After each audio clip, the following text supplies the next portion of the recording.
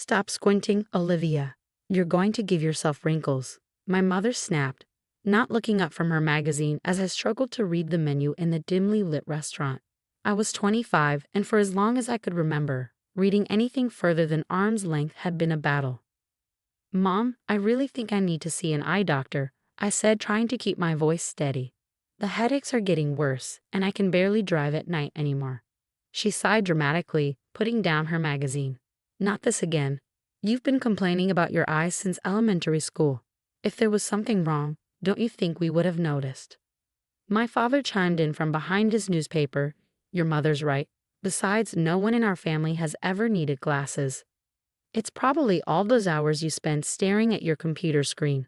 I wanted to point out that both of them were holding their reading materials at arm's length, but I'd learned long ago that observations like that would only lead to more dismissals or angry outbursts. The headaches had started when I was around 7. I remember sitting in class, struggling to copy what the teacher wrote on the blackboard. When I told my parents, they accused me of trying to sit at the back of the class to cause trouble. When I moved to the front row on my own, they said I was trying to be the teacher's pet. By high school, I had developed my own coping mechanisms. I recorded lectures so I wouldn't miss anything on the board, borrowed notes from friends, and used my phone to zoom in on distant text. My grades were good enough that my parents could maintain their narrative that nothing was wrong with me.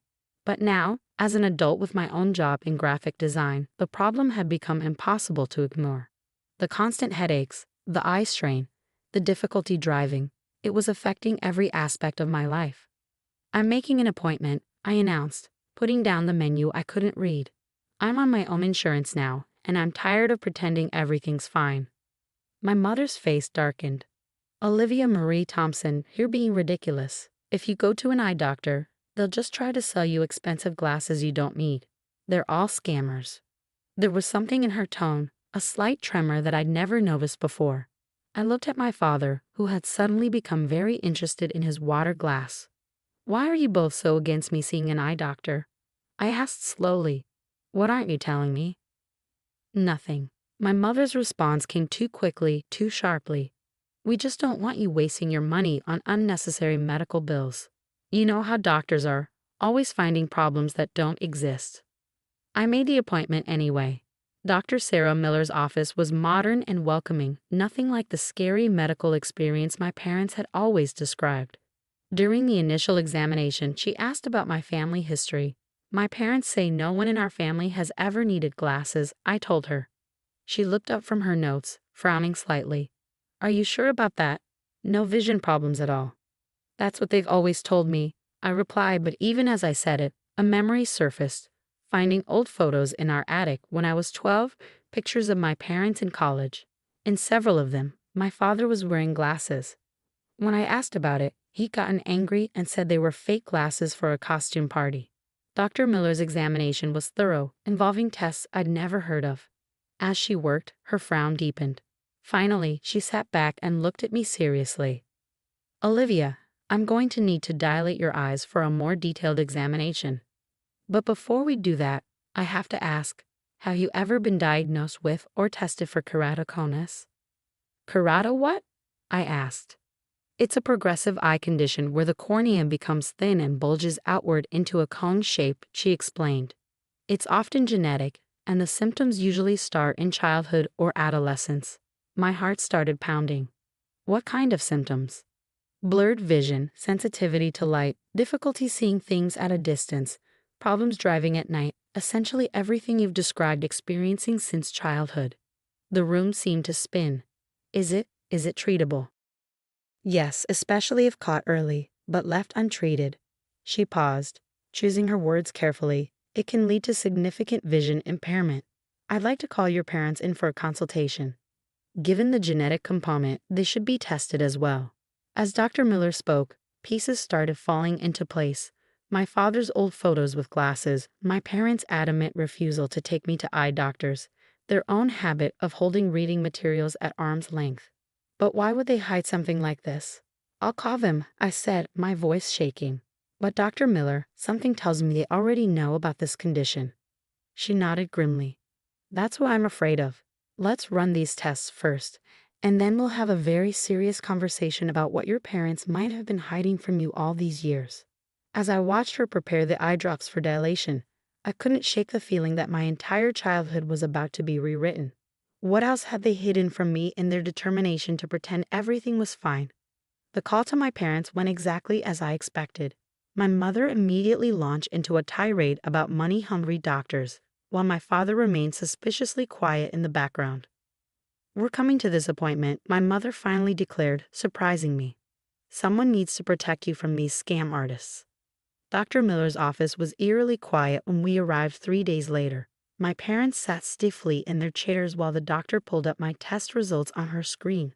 The images showed my corneas in vivid detail, their distorted shape clearly visible even to my untrained eyes. "Mr. and Mrs. Thompson," Dr. Miller began, her voice professional but with an edge I hadn't heard before, "your daughter has advanced keratoconus in both eyes. The condition is quite severe, suggesting it's been progressing unchecked for many years." My mother started to interrupt, but Dr. Miller held up her hand. "Before you respond, I should inform you that I took the liberty of requesting Olivia's childhood medical records." The color drained from my father's face. "Interestingly," she continued, "I found records from when Olivia was 8 years old. She was diagnosed with early-stage keratoconus by Dr. James Parker. He prescribed corrective lenses and recommended regular monitoring. There were no follow-up visits." The room fell silent. I felt like I couldn't breathe. "You knew?" I whispered, looking at my parents. "You knew all this time?" My father wouldn't meet my eyes. My mother's hands were shaking as she clutched her designer purse. "We didn't want you to be different," my mother finally burst out. "Do you know what glasses do to a child's self-esteem? We were protecting you." "Protecting me?" My voice rose. "I've been struggling to see for 20 years. I thought I was crazy, imagining things, being dramatic. You let me believe that." "Your father and I both had it as children," my mother continued as if I hadn't spoken. "The glasses, the treatments, the other kids making fun of us. We swore we wouldn't let that happen to you." Dr. Miller interjected, her voice sharp. "Instead, you let your daughter's condition deteriorate to the point where she may need corneal transplants. That was your solution." "Transplants?" I felt dizzy. "It's that bad?" "Without intervention, yes. The damage from years of neglect is significant. We need to start aggressive treatment immediately." My father finally spoke, his voice small. "We thought she was doing fine. Her grades were good. She has a career." I taught myself to cope. I exploded.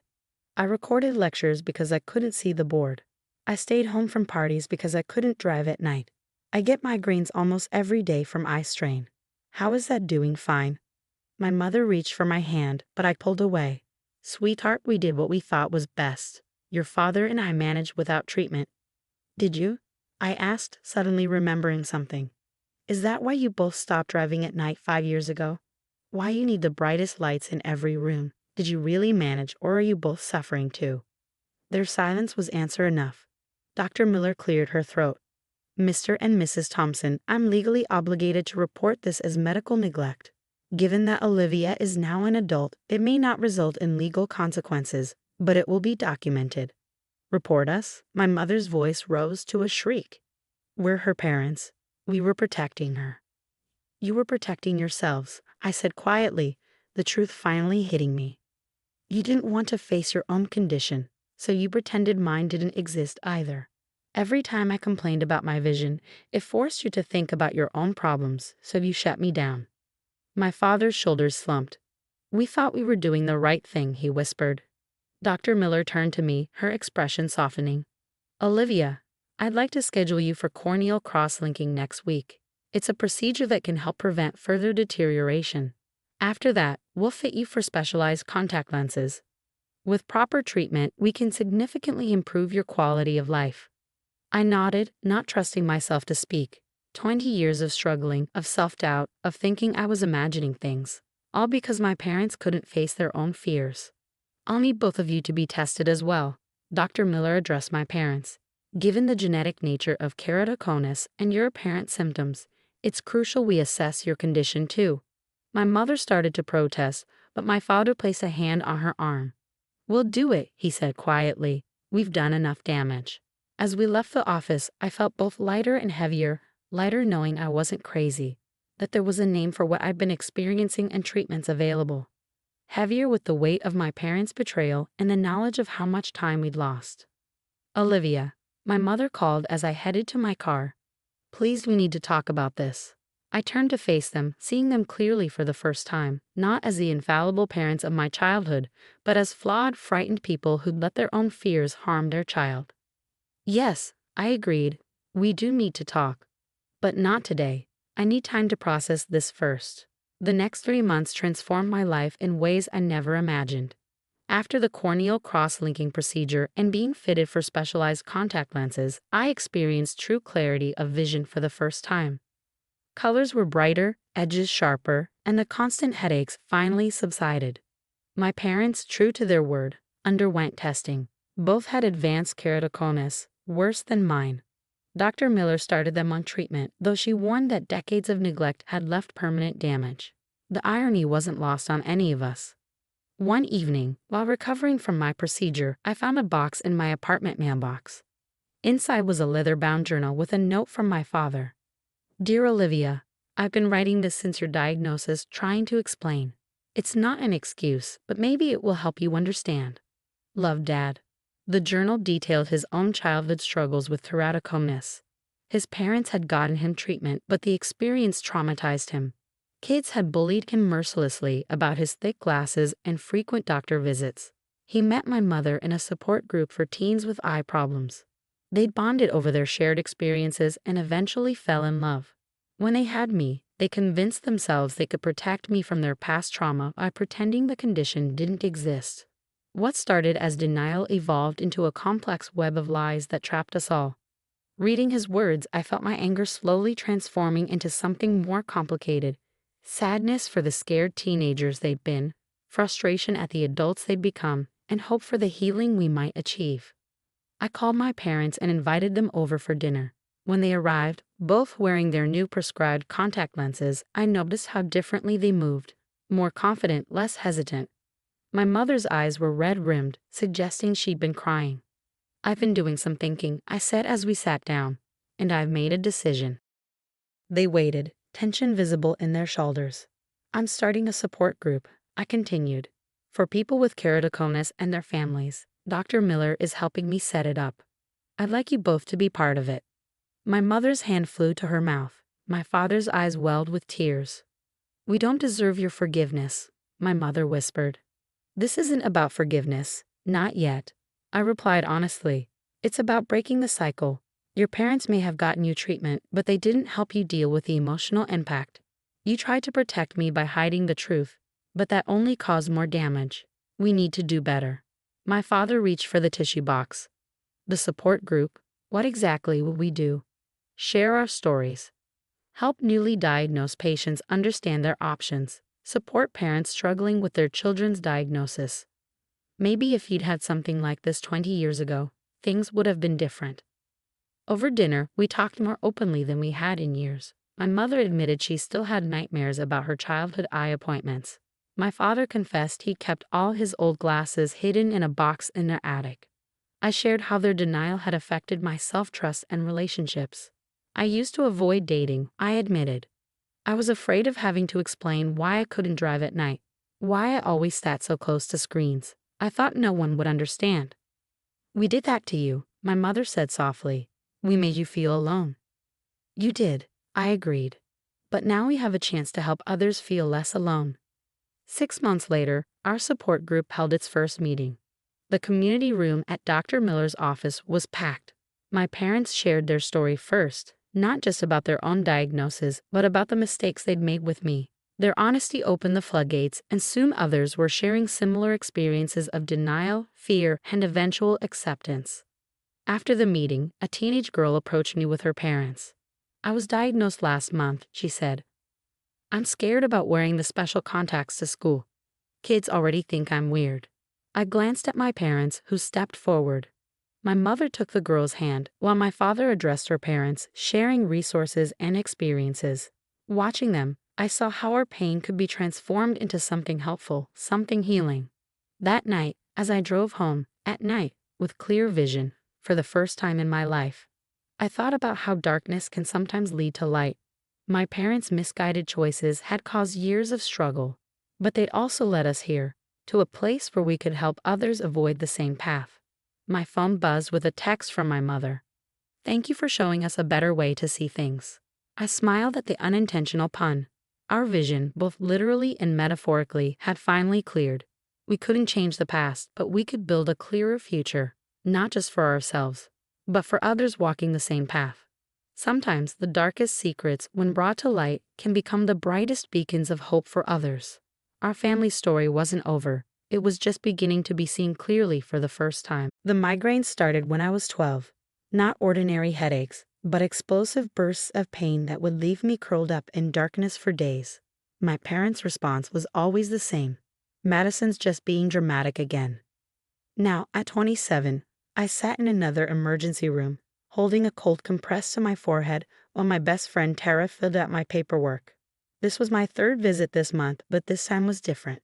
This time, my left side had gone completely numb during the episode. "I called your parents," Tara said, settling back into the plastic chair beside me. I groaned, not from pain this time. "Why?" "Because you had what looked like a stroke, Maddie. You're too young for that. They need to be here." The fluorescent light stabbed at my eyes as I tried to focus on her face. "They'll just say I'm doing this for attention, like always." Right on cue, my mother's voice cut through the ER waiting room. "Madison Grace Porter, what kind of show are you putting on now?" My father trailed behind her, looking uncomfortable as always when my episodes were involved. They perfected this routine over the years. Mom played the exasperated parent, while Dad stayed silent and avoided eye contact. Her whole left side went numb, Tara explained before I could speak. She dropped her coffee mug and couldn't feel her leg. I found her on the kitchen floor. "Did you miss a deadline at work again, dear?" Mom's voice dripped with fake concern. "You always get these headaches when you're stressed." A young doctor approached before I could respond. "Ms. Porter, I'm Dr. Evans. We're going to run some tests, including an MRI. "An MRI?" My mother's voice shifted slightly. "Is that really necessary? She just needs some migraine medication." Dr. Evans looked up from my chart. "Given the symptoms and their frequency, we need to rule out several conditions. Has anyone in your family had a history of neurological issues?" "Absolutely not." My father spoke for the first time too quickly. "We're all perfectly healthy." The doctor's eyes narrowed slightly. "No history of migraines, strokes, or other neurological conditions on either side of the family?" "None," my mother insisted, but I noticed her hand trembling as she clutched her designer purse. "I see." Dr. Evans made a note. "And Ms. Porter, you said these headaches started at age 12. "Yes, right after we moved to." After she started middle school, my mother interrupted. Such a stressful time for children. Dr. Evans turned to my parents. "I'll need access to Madison's childhood medical records." "They were lost in a house fire," my father said smoothly. Too smoothly, like a practiced line. I frowned. "What house fire? We've lived in the same house since I was 12. My mother laughed nervously. "No, dear, remember the fire at Grandma's? All our old papers were stored there." But I did remember Grandma's house. It had never had a fire. Before I could say this, a nurse called my name. The MRI machine hummed around me as I tried to piece together the puzzle. My parents had always been weird about medical issues. They switched doctors constantly when I was young. Never stayed with one pediatrician for long. And there was something else, a memory just out of reach, from right before we moved. After the scan, I waited in the consultation room with Tara. My parents had gone to the cafeteria, claiming they needed coffee. Dr. Evans entered, holding my scans. His face was serious. "Ms. Porter, I'm going to ask you something unusual. Would you like to see these results before I discuss them with your parents?" "Why?" He closed the door carefully. "Because what I'm seeing here suggests a long-term condition, one that should have been diagnosed and treated years ago. And given your parents' responses to my questions, I'm concerned about what they might already know." My heart pounded. "Show me." He put the scans up on the light board. "Do you see these areas here?" He pointed to several bright spots. "These are lesions. They're consistent with a hereditary condition that causes progressive neurological symptoms, typically starting in adolescence." The room seemed to spin. Hereditary. But they said, "Ms. Porter, I took the liberty of doing some research while waiting for your scans. There was a neurological study published 15 years ago at the University Hospital in your hometown. It mentioned a family with a rare genetic condition, the Porter family. My hand started shaking. What are you saying? The study was never completed. The family withdrew suddenly and moved away. The timing matches your move here and the onset of your symptoms. Memories started flooding back. Multiple doctor visits before we moved, hushed arguments between my parents, papers being burned in our backyard late at night. They knew, I whispered. They'd known all this time what was wrong with me. Dr. Evans nodded grimly. I believe so. And I think it's time we find out exactly what they've been hiding. Because without proper treatment, this condition. The door burst open. My mother stood there, face white as she stared at the scans on the light board. Behind her, my father looked like he might be sick. Turn those off, my mother demanded. We're leaving. No, I said, standing up despite my shaking legs. We're not leaving. We're going to talk about the study you ran away from 15 years ago. We're going to talk about why you've been calling me dramatic while watching me suffer.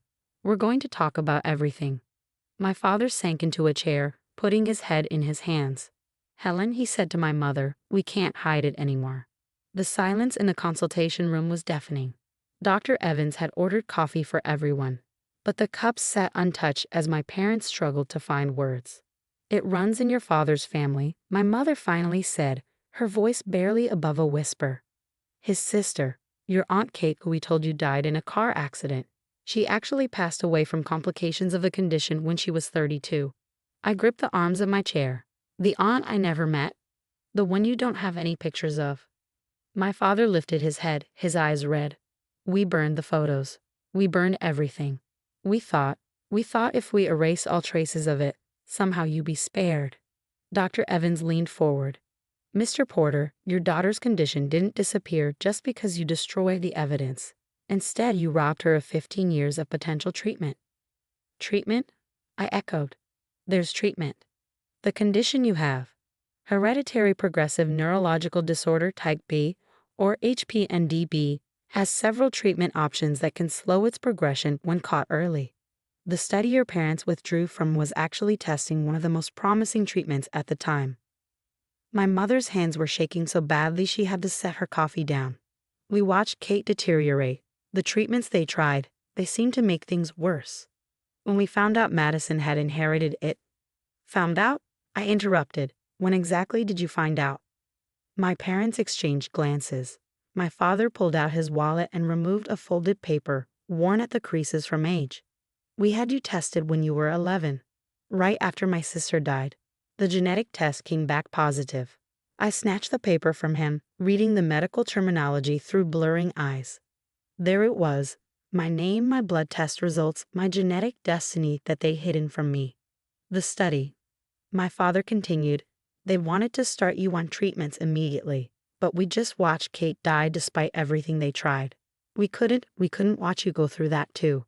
So instead you gaslit me for 15 years. My voice rose. Made me think I was crazy. Attention-seeking. Dramatic. We thought if we didn't acknowledge it, maybe it wouldn't progress, my mother whispered. We thought positive thinking. Positive thinking, Dr. Evans interjected. While your daughter suffered from increasingly severe symptoms, do you know what untreated HPNDB can lead to? My parents flinched simultaneously. Tell me, I demanded. What happens if it's untreated? Dr. Evans looked at me directly. Without treatment, the lesions we see on your scan will continue to multiply. They can affect your mobility, your cognitive function, and eventually, your vital organs. Like what happened to Aunt Kate, I said numbly. My father broke down completely. We were trying to protect you. By lying? By watching me suffer? By making me think I was imagining things? Each question felt like a physical blow. Do you know what it's like to doubt yourself constantly? To think maybe you are just being dramatic when you can barely see through the pain. Tara, who had been silent until now, spoke up. I've watched her struggle for years. She's lost jobs because of sick days. She's had relationships and because people thought she was exaggerating. Do you have any idea what your protection has done to her life? My mother reached for my hand, but I pulled away. Madison, please, we were scared. We didn't know what to do. You could have told me the truth, I said.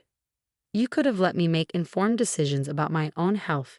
You could have been there for me instead of dismissing me. Dr. Evans cleared his throat. While we can't change the past, we need to focus on treatment options now. The good news is that there have been significant advancements in treating HPNDB over the past 15 years. The study, my father said suddenly. The one we left. What happened with it? It led to one of our current standard treatments, Dr. Evans replied. One that's shown considerable success in slowing the disease's progression, particularly in younger patients. The irony was almost too much to bear. The very study my parents had run from might have helped me all along. I want to start treatment, I said firmly. Whatever options are available, I want to know about all of them. Of course, Dr. Evans nodded. I'll arrange for you to meet with our neurological team tomorrow. But first, he looked at my parents. I need your family's complete medical history. No more hiding. My father nodded slowly, pulling out his phone. I have a password-protected folder with all the family medical records we didn't actually burn, including Kate's full case history. You kept them, my mother gasped. I couldn't destroy everything, he admitted. Some part of me knew we might need them someday.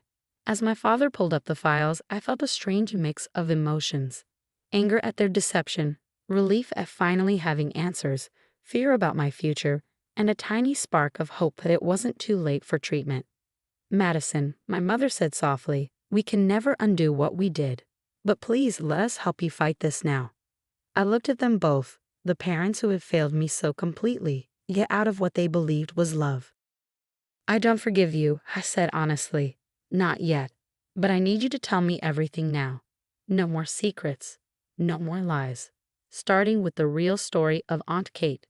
The next 6 months transformed everything.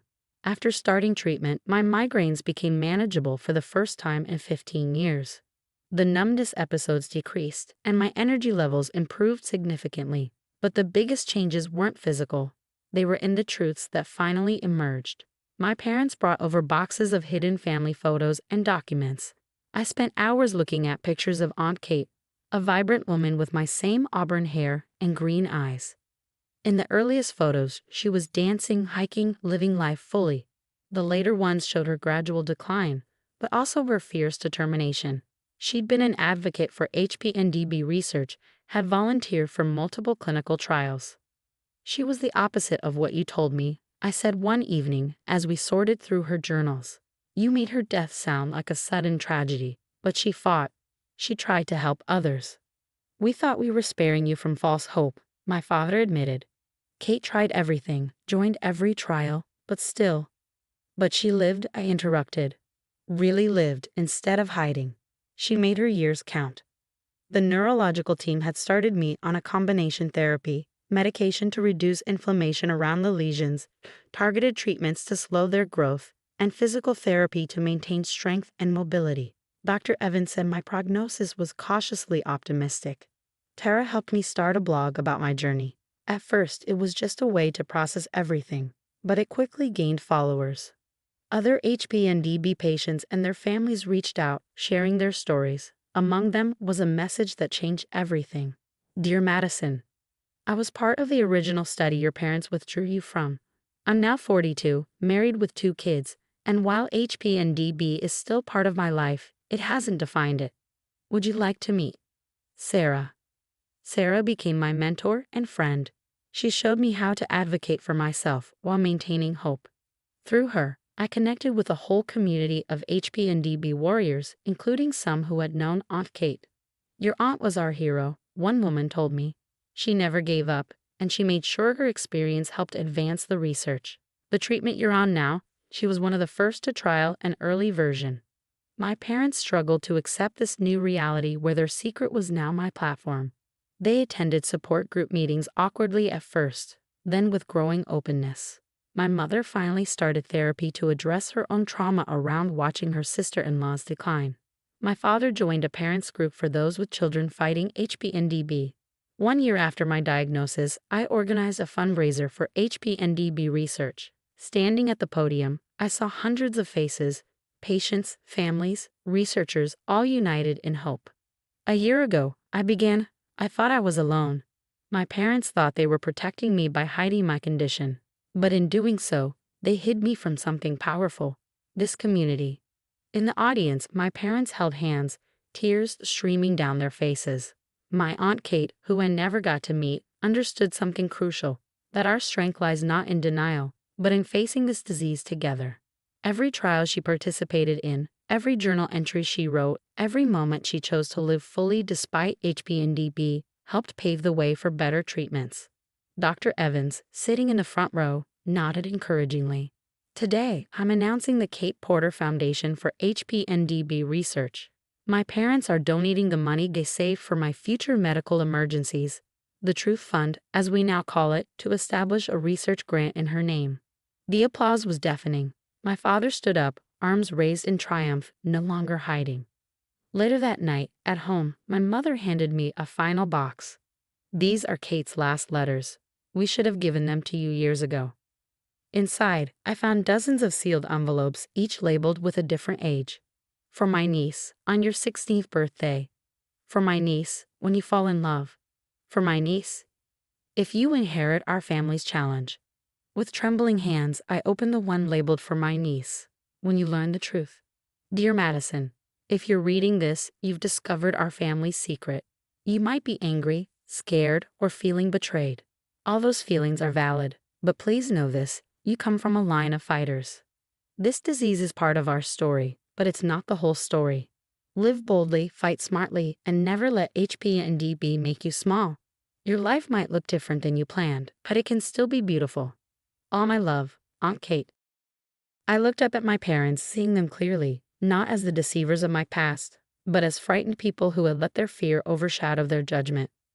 We can't change what we did, my father said softly, but we can honor Kate's legacy by facing this together, openly and honestly.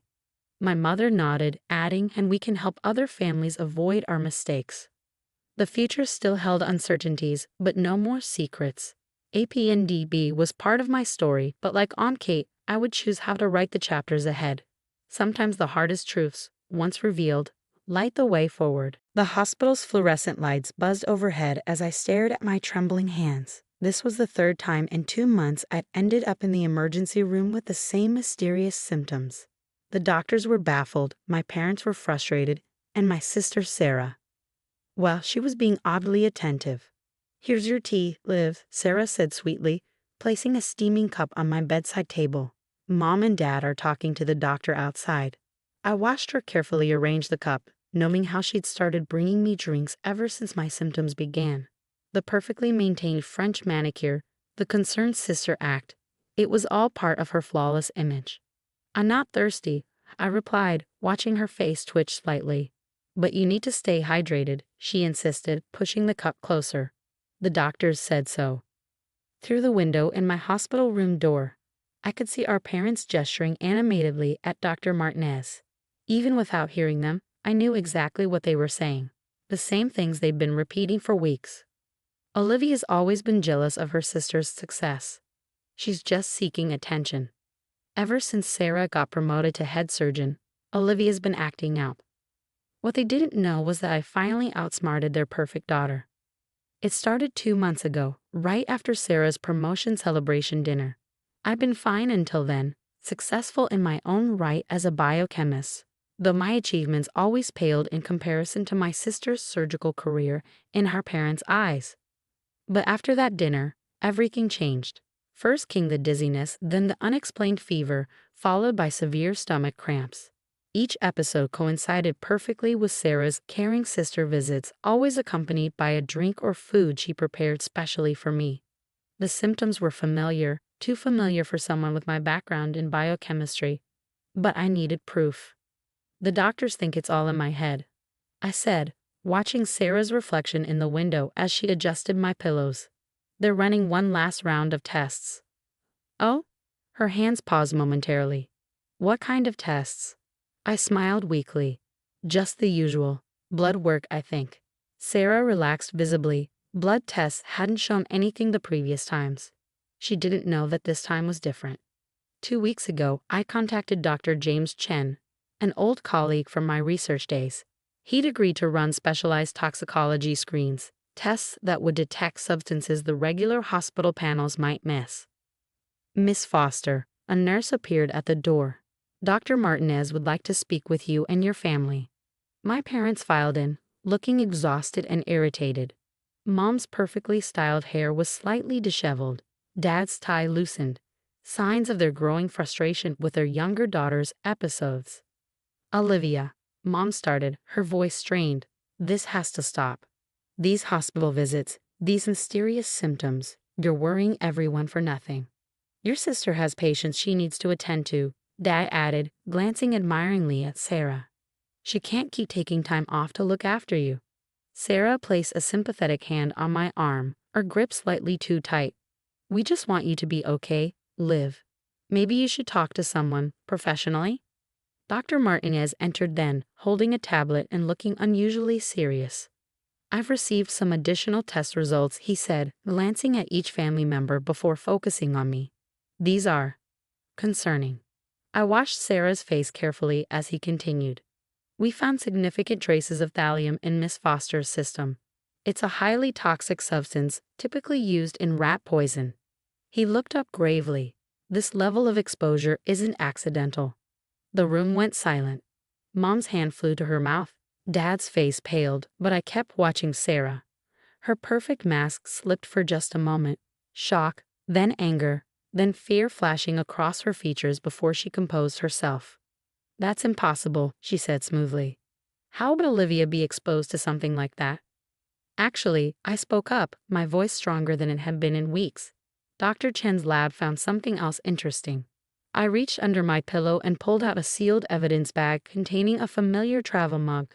The one Sarah always brought my special tea in. I had the residue tested, I continued, watching her composure crack. Would you like to explain to Mom and Dad why your fingerprints are all over a mug containing traces of thallium, dear sister? The security guards I quietly requested earlier appeared at the door. Sarah's perfect mask finally shattered completely.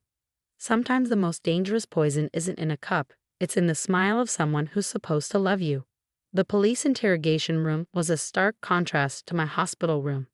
Detective Morgan sat across from me, reviewing the evidence collected from Sarah's apartment. The search had revealed more than anyone expected. We found her journal, Detective Morgan said, sliding a clear evidence bag containing a leather-bound notebook across the table, along with a significant amount of thallium and other substances in her home office. I touched the bag gently, recognizing Sarah's precise handwriting. The entries were methodical, clinical, just like her. Day 47. Increased dosage to 1.5 ml. Subject showing increased symptoms. Parents still dismissive. Perfect. Subject, not sister, not Olivia. Just the subject. There's more, Detective Morgan continued, her voice gentle. We found records going back years. Other incidents. My hands trembled as I read through the photocopy pages she provided. 3 nurses at Sarah's hospital had mysteriously fallen ill over the past 2 years. All had recovered after transferring to different departments. All had previously filed complaints about Sarah's methods or behavior. She's what we call an angel of malice, Detective Morgan explained. Medical professionals who use their knowledge to harm instead of heal, usually for control, power, or attention. The irony wasn't lost on me. They called me the attention seeker, while Sarah had been systematically poisoning people who threatened her perfect image. My phone buzzed. Another message from Mom. Please tell them this is a mistake. Your sister would never do this. Think about her career. I turned the phone face down as Detective Morgan spoke again. Your parents are still in denial. But the evidence is overwhelming. The DA is pressing charges. A knock at the door interrupted us. Officer Chen entered with a USB drive. We've finished analyzing her computer. You need to see this. The footage played on the detective's laptop, security camera videos from my apartment building. Sarah, using her spare key, entering when I was out, adding something to my water filter, my tea bags, my coffee maker, all with the same calm efficiency she used in surgery. Your suspicions saved your life, Detective Morgan said. The levels she was using, they were increasing. Another month and she didn't need to finish. I knew exactly what thallium poisoning could do if left unchecked. Ms. Foster? A court courier entered with documents. The restraining order has been approved. Your sister and parents cannot contact you during the investigation. I signed the papers, remembering last night's scene at the hospital after Sarah's arrest. Mom had collapsed dramatically. Dad had roared about family loyalty, both insisting I was making a terrible mistake. They'd chosen their perfect daughter over the truth. Again. There's something else you should know, Detective Morgan said after the courier left. We found files about your research work. Your recent breakthrough in biochemical analysis? I froze. 3 months ago, I developed a new method for detecting toxic substances in organic matter. The paper was pending publication. She was planning to publish it under her name. Officer Chen confirmed. She had a draft ready, claiming she developed the method during her hospital research. The final piece clicked into place. My illness had started right after I'd mentioned the pending publication at her promotion dinner. She couldn't stand that I might outshine her, even in a different field. My phone buzzed again. Dad, this time.